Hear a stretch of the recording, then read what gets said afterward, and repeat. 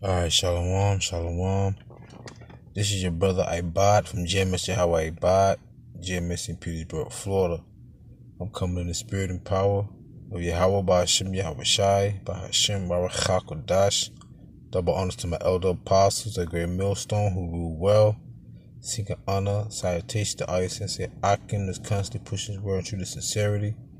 And peace and blessings to the sincere men, women, and children that consist of the 1/3. And I'm going straight to the point. I will listen to the brothers and the elder Yashawamba in Dallas, and they did a live feed. And that live feed was basically talking about the Gentiles a little bit, and I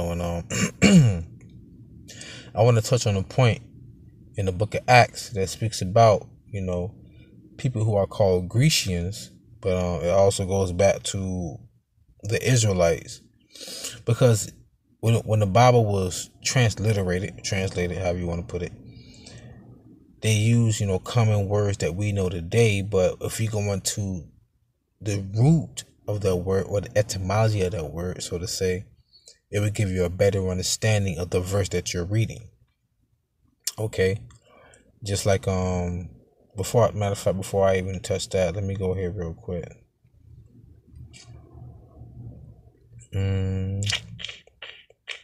Where is it? Is it here? It should be here. Yeah, this is Acts 12:4. And when he had apprehended him, he put him in prison and delivered him to 4 quaternions of soldiers to keep him, intending after Easter to bring him forth to the people. So people today, they actually celebrate Easter, but Easter is not a holy day according to the Bible. But when you go into that root word, when you go into the blue letter Bible, when you go into what that word Easter means or what it is, they go to the word Pesach. Let me pull this out real quick. Strong's G 3957. Pascha. They say Pascha, but it's Pesach, all right? And it says the Paschal sacrifice, which was accustomed to be offered for the people's deliverance of old from Egypt. Okay? So when you see the word Easter there in Acts 12:4, if you go into what that word was in the Greek, because it was transliterated or translated, however you want to put it, okay, it goes back to the word Pascha, which means the Passover. The Passover. All right. So, anyways, I basically made a point right there showing you that you have to go into the old language, all right, the original language, so to say, the Hebrew, the Latin, and the Greek. So you read Acts 12:4, you see Easter is talking about the Passover. All right. Now let me go back to the point of this video. This is Acts 6:1. It says, and in those days, when the number of the disciples was multiplied, there arose a murmuring of the Grecians against the Hebrews, because their widows were neglected in the daily ministration. So you have these common people in the church, they be like, see, the Greeks, see, the Hebrews were denying the Greeks, but the Greeks were the Gentiles, and Paul went to the Gentiles. Hold on. Wait a minute. Pump your brakes. Put your car apart and pay attention. Understand where you're going. Now I'm going to go into the blue letter real quick. Acts chapter 6 verse 1, the blue letter. All right. Now I'm going to go into that word Grecians. Now the word Grecians, go back to the word Hellenistes. I'm going to play it for you. Strong's G 1675. Hellenistes. All right. And the word Hellenistes, it says a Hellenist, or one who imitates the manners and customs or the worship of the Greeks and use the Greek tongue. Come on, man. Used in the New Testament of Jews or Israelites born in foreign lands and speaking Greek. So what's another word for Gentile? Another word for Gentile would be a foreigner. So you're a foreigner to your own language, to your own customs, because you were speaking Greek and keeping their customs as well. So we see that word Grecians, and you wonder why the Hebrews was murmuring against them, because they were keeping the customs of the heathen nations. So the Gentiles that Paul went to were the Israelites. Okay? That's why the scripture says, give all diligence to make it call and election sure, man. Study to show thyself approved. Read again. Acts 6:1. And in those days, when the number of the disciples were multiplied, there arose a murmuring of the Grecians against the Hebrews, because their widows were neglected in the daily ministration. Oh, no, man. That's not what it means when it says the Grecians. I mean, it said anybody. It said, okay, well, how about this? The Zondervan Compact Bible Dictionary gives you a definition of the word Hellenist, because when you go into the word Grecians in the Blue Letter Bible, it said Hellenistes. So I took a screenshot. It's like it.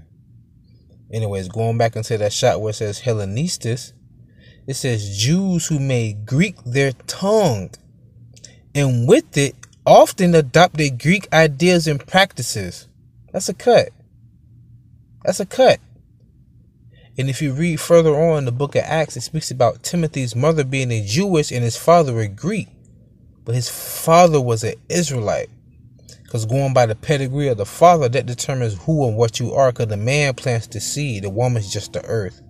I could plant an orange seed in America, in China, in Africa. But what fruit gonna come from that seed when that tree is born, when that tree is sprung up? It's gonna be oranges.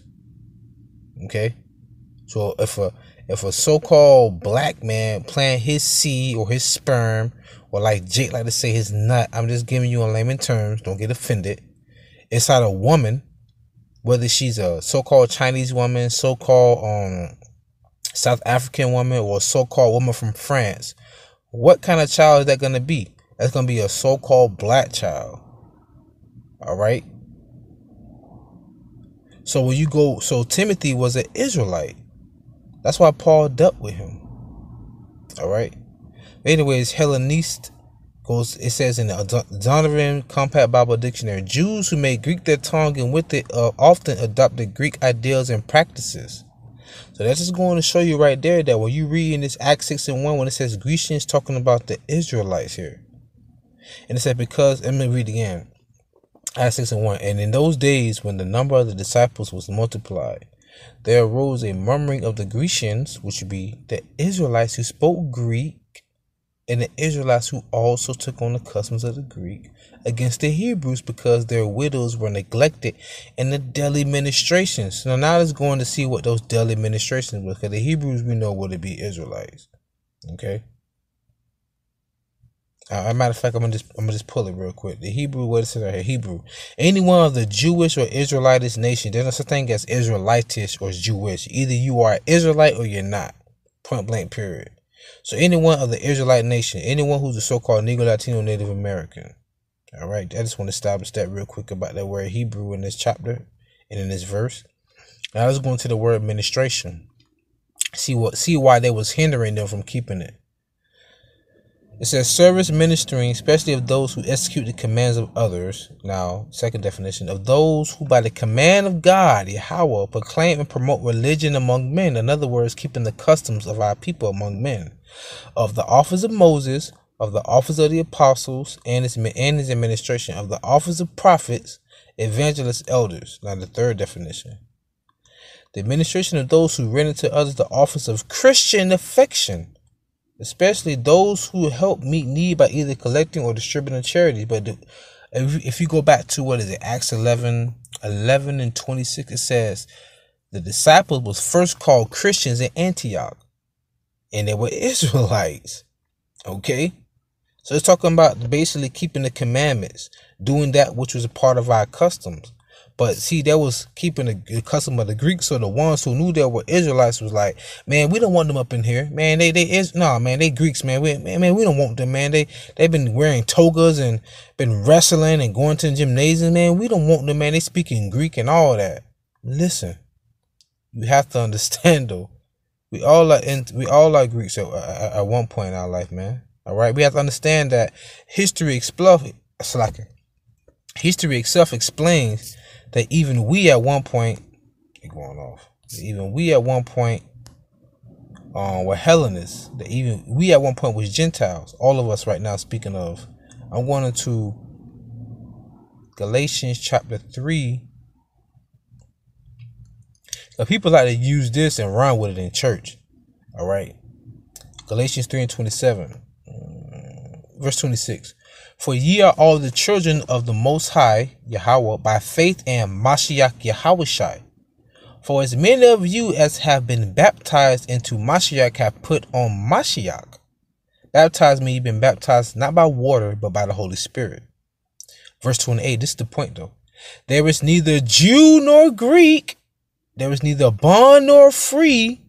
There is neither male nor female. For ye are all one in Mashiach YAHAWASHI.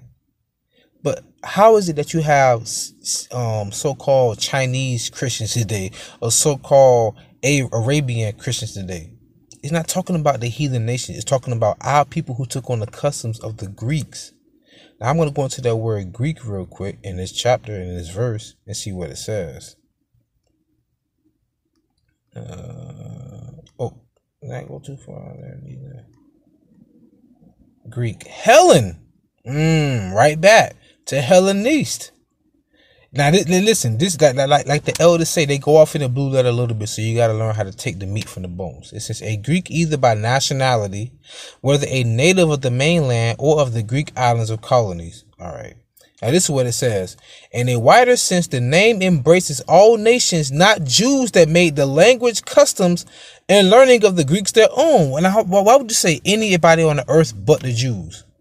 But they just said Hellenistas, which basically said that Jewish, or people who made Greek their custom or their language. See, Esau, man, the cat is out the bag, man. You can't hide this anymore. Okay? So when it said neither Jew nor Greek in this verse, it's talking about the Israelites. And I still have it up here. Hellenist. Jews who made Greek their tongue, and with it often adopted Greek ideas and practices. You can't get from that. And you can't get around it. Okay, now I want to prove another point from secular history, and I'm going to close out. This is from the book called From Babylon to Timbuktu. It says when Antiochus IV usurped the throne in Syria, 175 to 163 BC, he entertained the thought of uniting Alexander's empire. This meant the conquest of Egypt. However, the province that bordered on Egypt was Palestine, which stood in his way. At this time, the Jews would not accept Greek culture. Nevertheless, Antiochus was determined to Hellenize the Jews. So when you read in the Bible where it says Greek or Grecian and it says Hellen, it means to turn them over to be Greeks. So the Gentiles Paul went to were what? Israelites who took the customs of the Greeks. All right. I pray you was edified with this video. Call her loyal like YAHAWASHI. Double honor to the elder apostles, great millstone. And I also want to say, sing honor, salutation to all your sincere brothers. Peace and blessings to the 1/3. Shalom.